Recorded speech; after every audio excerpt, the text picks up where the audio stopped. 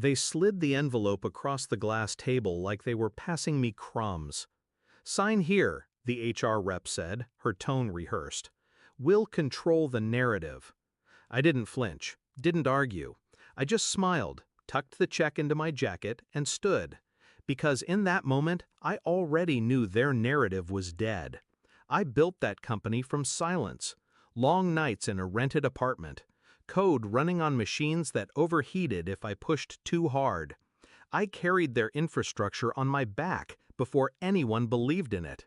The executives found me once the product worked, once it had teeth. They called me indispensable then, bought me steak dinners, told me I was family. But family doesn't push you out the second your name starts carrying more weight than theirs. They thought I wouldn't see it. The sudden exclusion from meetings, the way my updates were quietly presented by someone else, the staged performance reviews.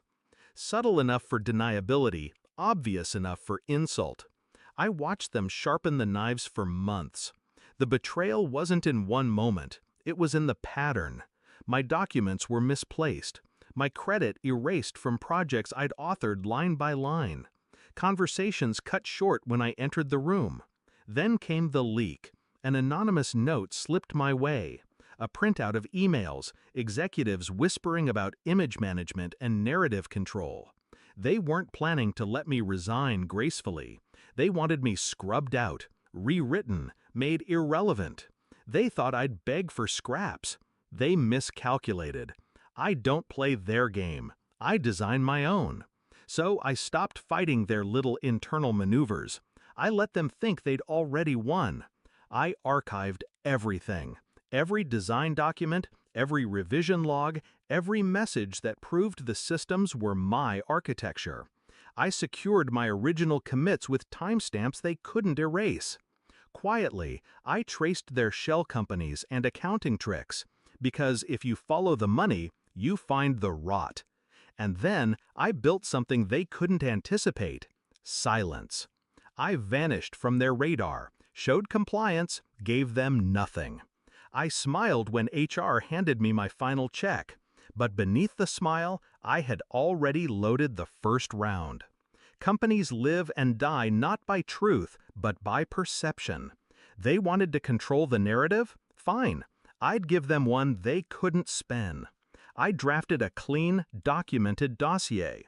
Technical evidence proving not just my authorship, but their mismanagement.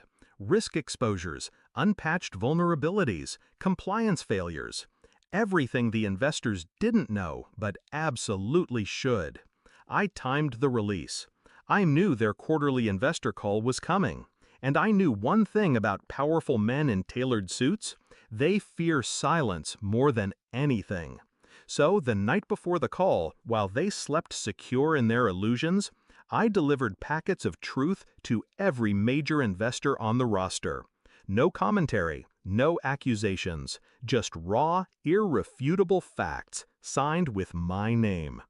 The next morning, I sat in my apartment with a cup of black coffee, the investor call streaming through my speakers. It began with the usual rehearsed optimism: strong quarter, robust growth, exciting opportunities ahead. The CEO's voice oiled with confidence. The VP chimed in, parroting statistics. Then, silence. 2 minutes. Long enough for blood to drain from faces, for nerves to fray. Finally, the chairman broke it. His voice was cold steel. "Can someone please explain," he asked, each word deliberate, "why our lead investors received detailed evidence of intellectual property theft, compliance breaches, and financial manipulation?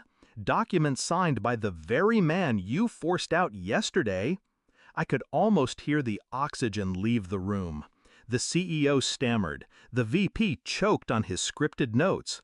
HR wouldn't dare unmute. Their narrative collapsed in real time.